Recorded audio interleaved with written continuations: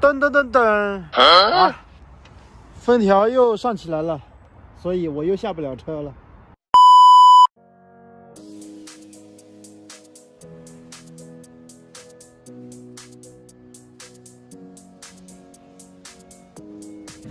装货还是蛮快的，就几个箱子，这也就是一个快抓快卸的活。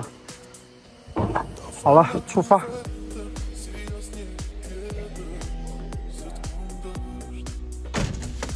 嗨，大家好，我是阿华。24号上午的11点钟，我现在在江苏苏州吴江区的桃源镇这边，因为这里靠近秀州，也靠近桐乡，也就是说我是在秀州接到单，是一个预订单，11点钟。趁着来装货之前，我还特意去吃了一个饭。现在货装好了，是去无锡的，也是一个小短途。终点在货车限行段，请合理安排出行。全程106公里，大约需要1小时47分。下午的1点40，现在已经在无锡博览中心这边开始卸货了。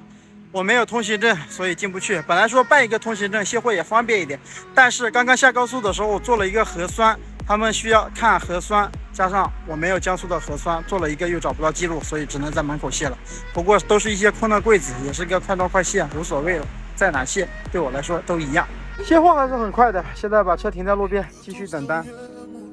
这边出了一个单，但是我不敢接，离我11公里，小费都交了40块钱了。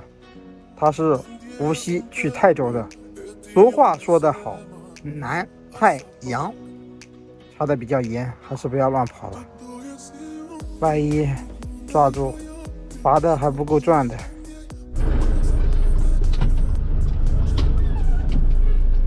噔噔噔噔！啊，封条又上起来了，所以我又下不了车了。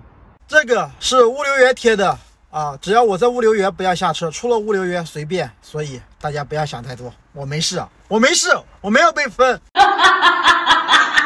下午实在货拉拉接不到单，所以我就用满满找了一单，这一单是去江西的，你们猜一下去江西哪里？我想很多人已经猜到了，对，去江西上饶。说到上饶，大家都知道，我就不多说了，万一一提起前女友，等会儿我老婆看到视频了又要揍我了，我都有点怕怕的。哎，这样也挺好的，装货开门关门也不会有人叫我帮忙了，我就安安心心坐在车里等就好了。晚上6点钟，货已经装好了，装的是食品。他们关的门我有点不放心，所以出园区我重新检查了一下。哎呦 ，MC 小团团为你导航，耶耶，这个。前往上饶市，全程545公里，大约需要7小时5分。这一单是用满满接的，所以走 ETC， 这样的话能省一点是一点，因为高速费要我自己出。如果是货拉拉接的，那就拿卡拿票找客户报销。这一单需要将近7个小时，以我的速度6个小时40分钟足够了。中间下服务区加一趟油，补完油就立马出发，因为这个货是明天早上8点钟在上饶广西那边卸，也是上饶的城区。卸完货我又可以货拉拉正常接单了。